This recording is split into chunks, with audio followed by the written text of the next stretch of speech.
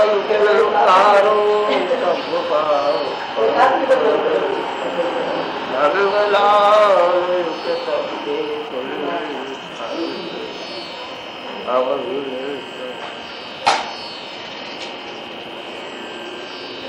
भगवान तीर्थंकर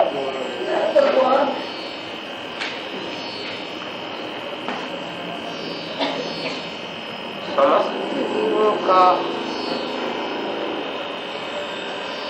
कल्याण हो,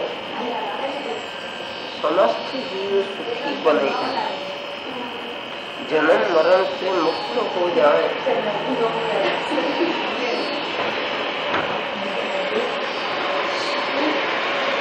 और थोड़े दिन के लिए नहीं सदा के लिए मुक्त हो जाए,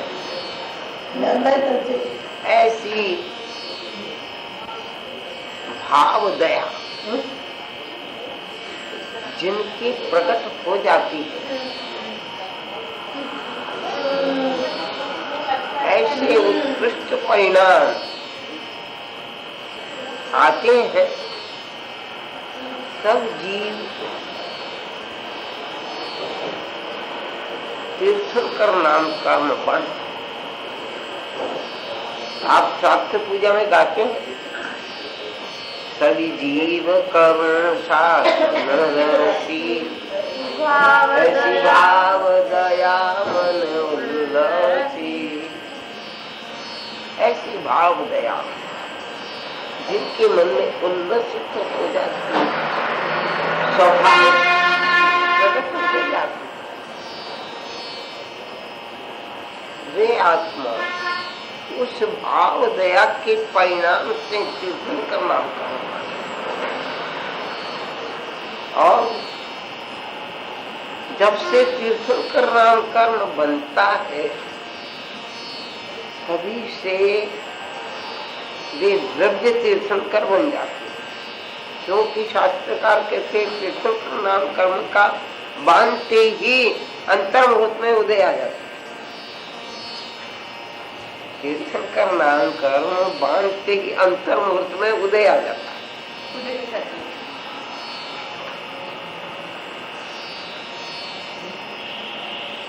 ये क्या कहलाते हैं? द्रव्य तीर्थंकर कहलाते हैं, लेकिन तीर्थंकर कहलाते देव रूप में वहां से जाकर के भले नरक में जाए तब भी वे कहलाते हैं तीर्थंकर, द्रव्य तीर्थंकर। हम नमस्कार करते हैं,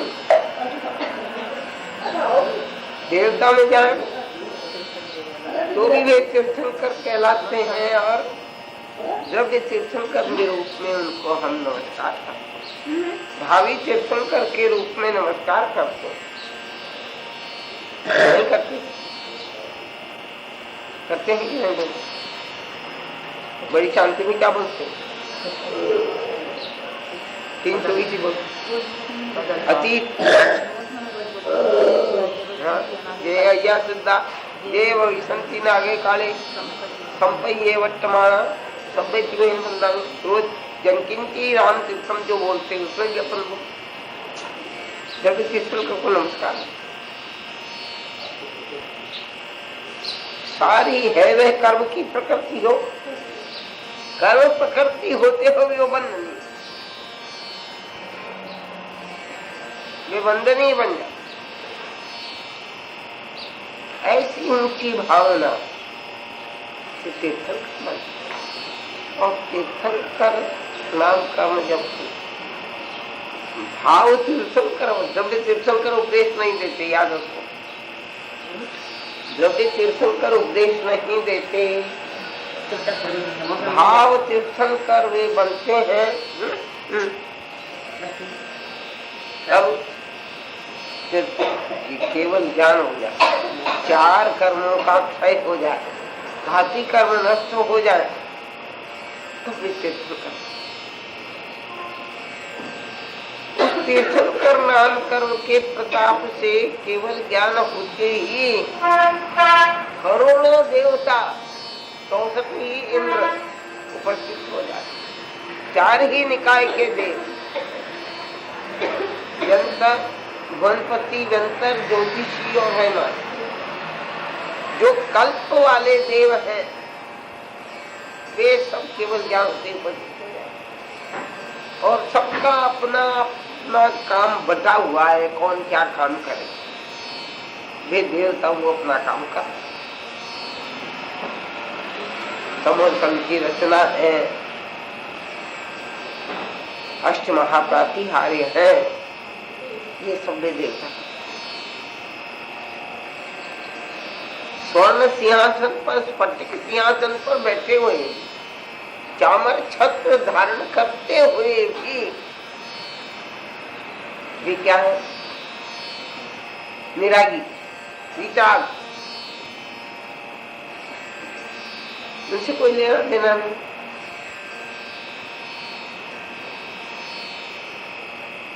ऐसे वितराग भगवान ने जो पूर्व में ही भाव दया के कारण तीर्थंकर बन के आए, उन्होंने समस्त जीवों का एक इंद्रिय से लेकर के पंचेंद्रिय तक के जीवों की रक्षा करने के लिए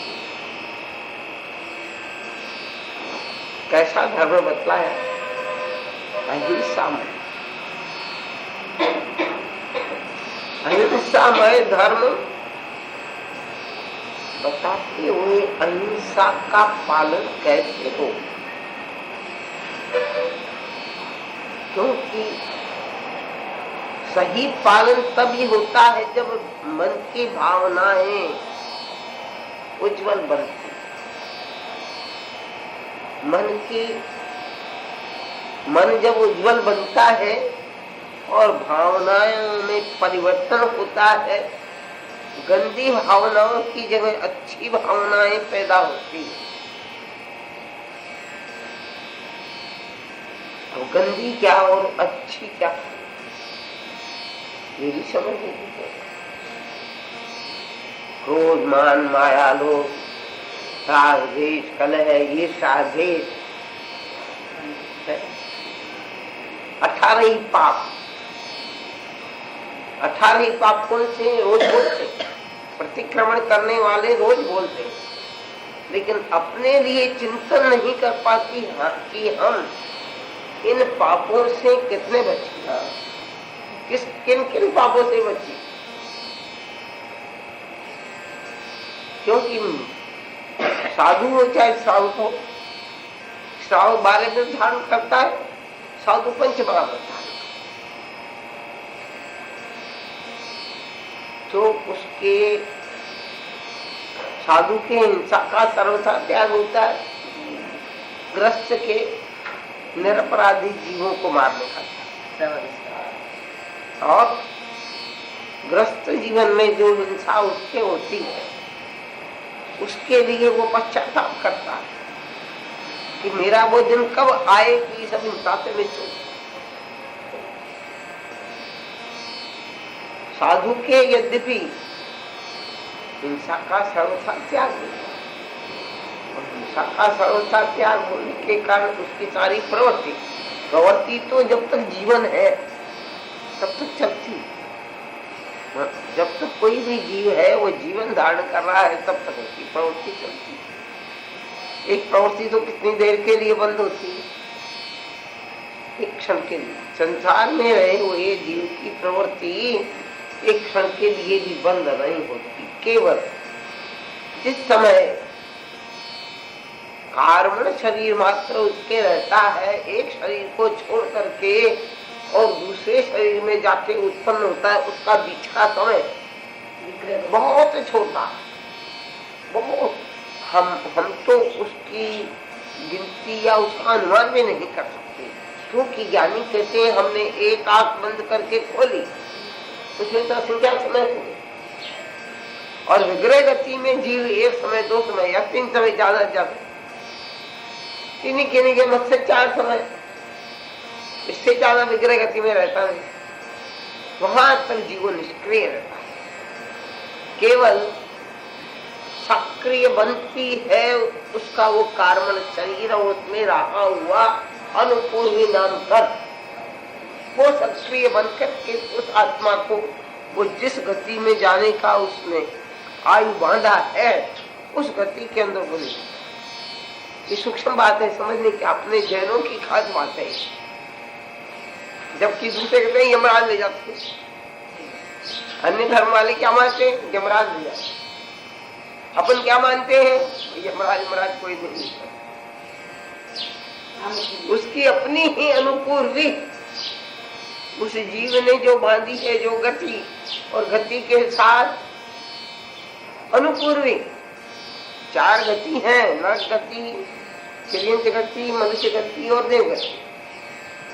उन गतियों के साथ ही जब वो गति बांधता है तो अनुपूर्वी भी बनती है और गति का आयु भी बनता है कि वहां कितने वर्ष, कितने महीने या कितने घंटे या एक समय 2 से अंतर मुहूर्त कम से कम और ज्यादा से ज्यादा 33 साल हो। संसारी जीव की एक शरीर की स्थिति ज्यादा से ज्यादा 33 सागरों की होती है और कम से कम अंतर्मुहूर्त मात्र। तो वो जो जीव बांध चुका है, पहले गति भी बांध चुका, आयु भी बांध चुका है और उनके साथ अनुपूर्वी भी बन चुका। वो अनुपूर्वी ही उस जीव को जब वो शरीर, उसका आयु पूर्ण होता है उस शरीर का, कि इस शरीर में इतने वर्षों तक रहना, उतना आयु पूर्ण होने पर वो अनुपूर्वी उस जीव को जहाँ की गति बन गई है वहां ले जाता है। नरक की बांधी है तो नरक में ले जाती है अनुपूर्वी, दिव्यंश की बांधी है तो दिव्यंश में ले जाती है, मनुष्य की बांधी है तो मनुष्य गति में ले जाती है, और देवगति की बांधी है तो देवगति में ले जाती है।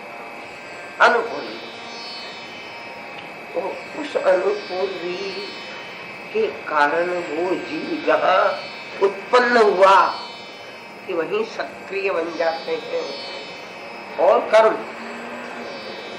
सबसे पहले सक्रिय बनता है तेजस शरीर, कि जहाँ वो जिसमें उत्पन्न होता है जाकर के उसी का सबसे पहले वो आहार लेता है। सबसे पहले सक्रिय बनती है उसकी क्या? वेदनी,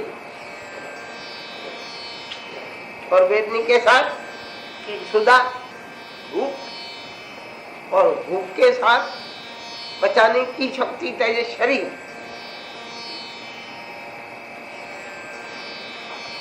और वहां जाकर के वो जो पहला आहार लेता है,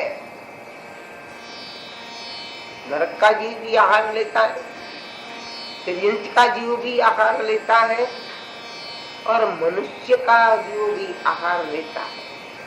देव बनने वाला भी आहार ग्रहण करता है। सबसे पहला काम होता है आहार ग्रहण करने का। लेकिन सबके आहार ग्रहण में और सबके शरीर रचना पे, शरीर निर्माण में बहुत बहुत विचित्रताएं होती। अपन देखते हैं मनुष्य का भी विचित्र प्रकार के शरीर होते, सभी एक से नहीं होते। भले एक माँ के कुक्षी से जन्मे हैं, वहां भी वो बराबर नहीं होते। तिर्यंशों को तो अपन देखते ही, वनस्पति अपन देखते ही, पुस्तिकाय, अपकाय, तेवकाय, वायुकाय, इनको तो अपन देखते ही। नरक अपन को नहीं, स्वर्ग अपने को नहीं दिखता, किंतु वे सभी जीव कहीं भी जाके उत्पन्न होगा वो सबसे पहले आहार ग्रहण करेगा, क्योंकि आहार से शरीर बनता है। जब तक जीवन है तब तक आहार चलता है। आहार लेना बंद हुआ, जीवन खत्म। वो ज्यादा से ज्यादा बिना आहार के जीवित रहे तो कितना जीवित रहे? बिना आहार के जीवित भी रहे तो कितना? आज की युग इस पंचम काल में 6 महीने से तक का है, तब उससे आगे का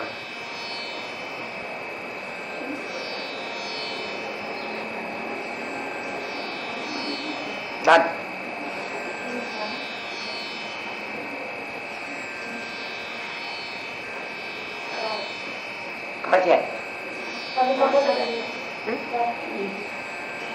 दानम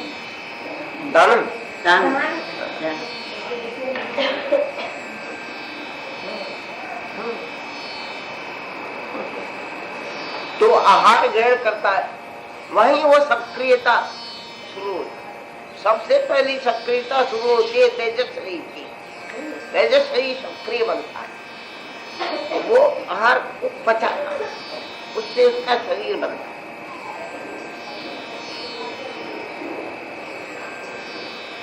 विभिन्न प्रकार के जीव हैं। तो बात चल रही थी काय की अपने यहाँ क्या बात चल रही है? तीर्थंकर भगवान जीवों को उपदेश क्यों दे?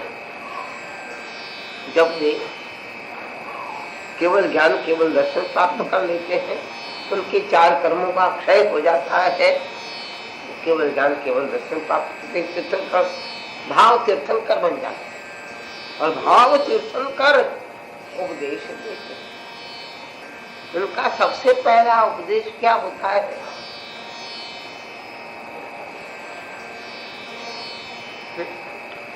जैसा कि अपन प्रथम अंग सूत्र में पढ़ते हैं, भगवान पंचम गंधर्व सुधर्मा स्वामी जम्बू से कहते हैं कि हे जम्बू, मैंने भगवान से ऐसा सुना, स्वम्य संतेनम भगवयायम कायम। ये आयुष्मान संबोधित करते हैं आयुष्मान, और मैंने भगवान की उपासना करते हुए भगवान के चरणों में रहते हुए ऐसा सुना कि भगवान ने कहा है कि संसार में कितने जीव ऐसे हैं तो ये नहीं जानती कि मैं कौन हूँ, कहां से आया। सबसे पहला कि मैं कौन हूँ, कहां से आया, ऐसी जिज्ञासा उत्पन्न करते कि बहुत से जीव ऐसे नहीं जानते। बहुत से जानते हैं, कौन जानते हैं कौन नहीं जानते? जिन्होंने पूर्व में कुछ थोड़ी अच्छी करने के कर्म थोड़े कम बांधे और भले वो अज्ञान तक भी किया है, मिथ्यात्व भी है, वो भी देवता को मान लेता है। और देव बनने वाले को जहाँ उत्पन्न होता है, भले वो मिथ्यात्व हो, भले वो समर्थी, भले वो नीचे से नीचा देव हो, भले नीचे से ऊंचा सर्वासिद्ध का देव हो, उत्पन्न होते ही उनको वो ज्ञान अवधि ज्ञान हो, और अवधि ज्ञान के द्वारा जान लेते हैं कि मैं कहां से आया।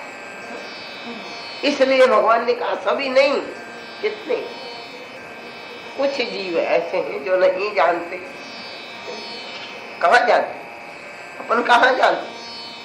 अपने को कहां ध्यान है कि हम पूर्व में क्या थे? नहीं।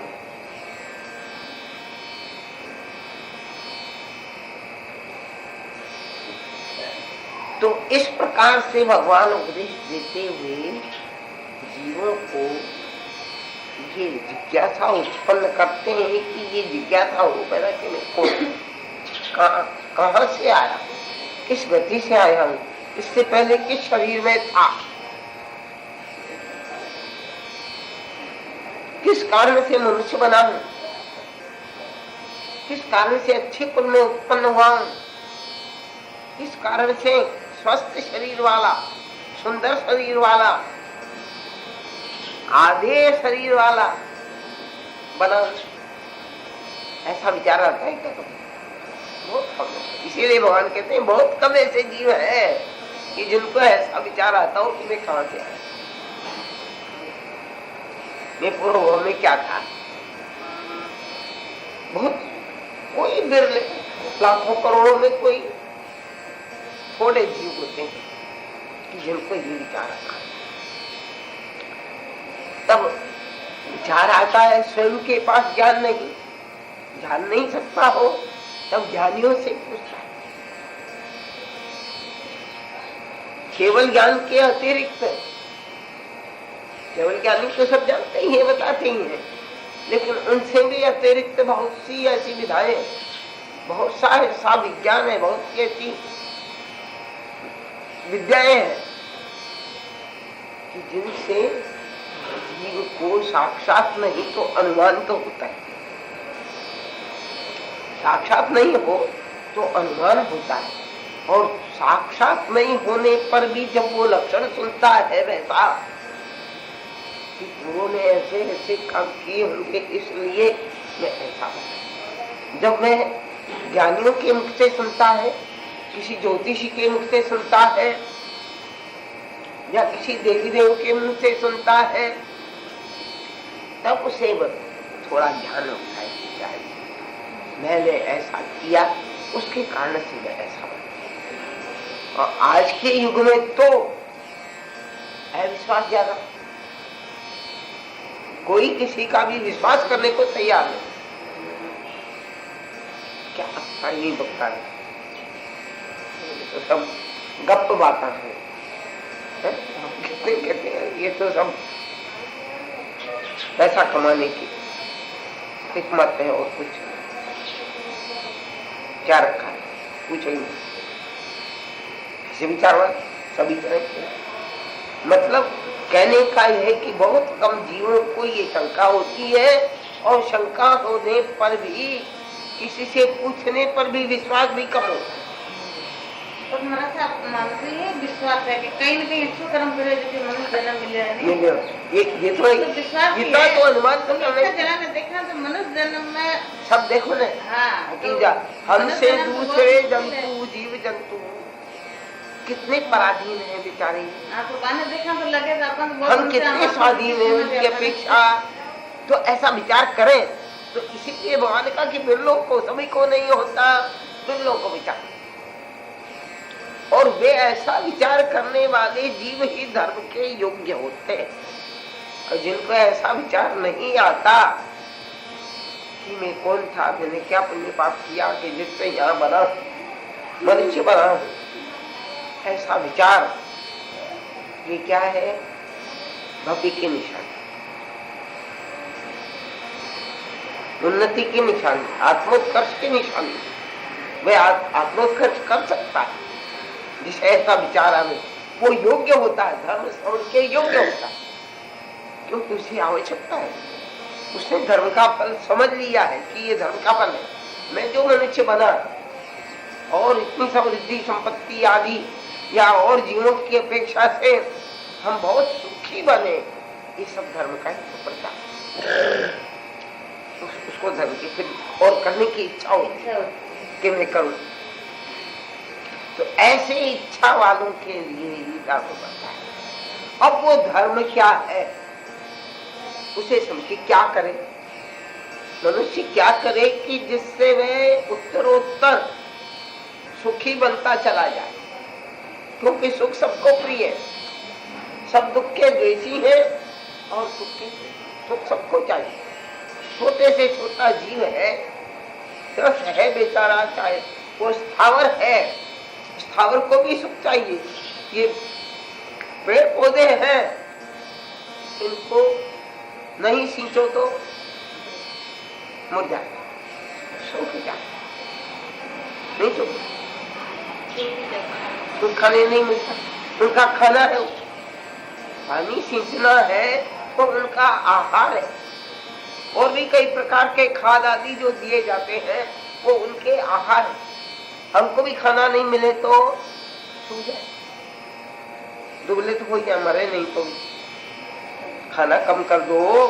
डेटिंग करने वाले क्या करते, खाना कम कर देते दुबले होने के लिए, तो शरीर तो दुबला हो ही जाता। मतलब ये है कि सुख चाहते सब जीव सुख चाहते।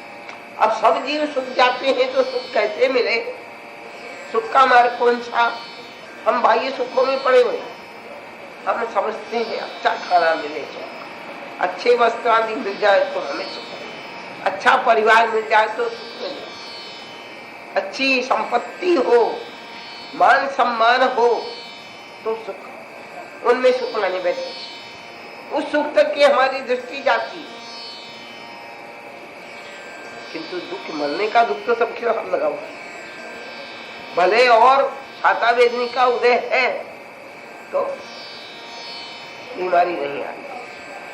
अच्छे अच्छे शुभ कर्मों को बांध करके आया है, सब प्रकार से शुभ ही शुभ है, कोई कष्ट नहीं होगा, फिर भी मरना तो है।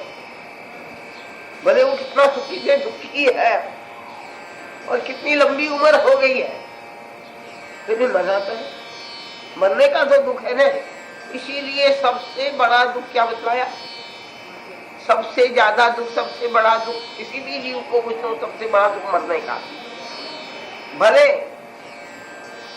हाथ पांव से उठा नहीं जाता है, आंखों से दिखता नहीं है, कानों से सुनाई नहीं देता, मुझ में बोलने की शक्ति नहीं रही है, फिर भी वो भले मुझ से कह दे कि भगवान अब तो मैंने उठा ले, लेकिन जब उठाने का टाइम आवे तो क्या स्थिति होती है उसकी? हंसते हंसते नहीं मरता, उदासी तो आ ही जाती। हंसते हंसते मरने वाले तो बिरले बिरले। तो उस दुख से कैसे मुक्त हुआ जाए? कौन से ऐसे कार्य किए जाए कि जिससे हमारा मृत्यु होना छूट जाए? सबसे बड़ा दुख मृत्यु का। मृत्यु होना चला जाए, मृत्यु आवे ही नहीं, ऐसा कौन सा मार्ग है? उसी मार्ग को भगवान तीर्थंकर ने गीता हरिहंस ने बतला, ऐसा करो कि मरो ही नहीं। मरो नहीं, ऐसी करनी करो। वो करनी क्या कि मरे ही नहीं कभी? वो करनी क्या? वो करनी है अहिंसा का पालन, सत्य का पालन, चोरी का त्याग, ब्रह्म का त्याग, परिग्रह का त्याग, कषाय का त्याग, मतलब मोहनीकरण की जितनी प्रकृतियां हैं उनका त्याग। कितनी प्रकृतियां मोहनीकरण की? 28। जानने की जरूरत है। जब तक हम इनको नहीं जान लेते तब तक दूर करने का प्रयत्न नहीं होगा। जाने ही नहीं, हमें पता ही नहीं कि हमारे घर के अंदर कहाँ छुपा हुआ कोई सर्प वगैरह कहाँ, हमें पता ही नहीं, तो निकालने का मन नहीं। देखा ही नहीं तो निकालेंगे। देखना और जानना दोनों ही जरूरी है कि कहाँ शत्रु, किस कारण से हम मरते हैं, क्यों मरते हैं, ये जानना जरूरी। क्यों मरते हैं? कि अभी हमारे पास अमर बनने के लिए वो सामग्री नहीं, वो अमर रहने की संजीवनी बूटी अभी मिली नहीं। वो संजीवनी बूटी देते हैं भगवान। देव क्या देते हैं? संजीवनी बूटी, कि जिससे जीव का मरना ही खत्म हो गया, मरे ही नहीं कभी। क्योंकि मरे नहीं तो शरीर तो मरता कौन है? मरता कौन है और उत्पन्न कौन होता है? बनता क्या है? कौन है इसमें बैठा हुआ जो इसमें उत्पन्न होता है और मर जाता है? आत्मा राम। किंतु आत्मा तो मरता जीता नहीं। मरता कौन है? शरीर। और उसके साथ ही वो आत्मा भी उसको छोड़कर चला जाता है। उसके लिए ही मरना कहेंगे, शरीर का मरना नहीं कहते अपन। है अमुक चंदी साहब समा गया, अमुक भाई गुजर गया, ये बोलेंगे, शरीर तो नहीं बोलेंगे। मरता कौन है? आत्मा को, शरीर को छोड़ करके जाने का नाम मरना। शरीर में आकर के नया शरीर बनाना, उसका नाम जन्म लेना, जन्मना। लेकिन जन्मता मरता तो आत्मा ही। आत्मा के लिए, मुर्दे के लिए नहीं कहता कि मर गया, कि शरीर मर गया, शरीर उसके लिए नहीं कहेंगे हम चंदी मर गया, यही कहेंगे। घोड़े का शरीर था क्या हाथी का शरीर था कि बैल का था कि गाय का था कि भैंस का था, उसके लिए भी अपन यही कहेंगे भैंस मर गई, गाय मर गई, अब घोड़ा मर गया,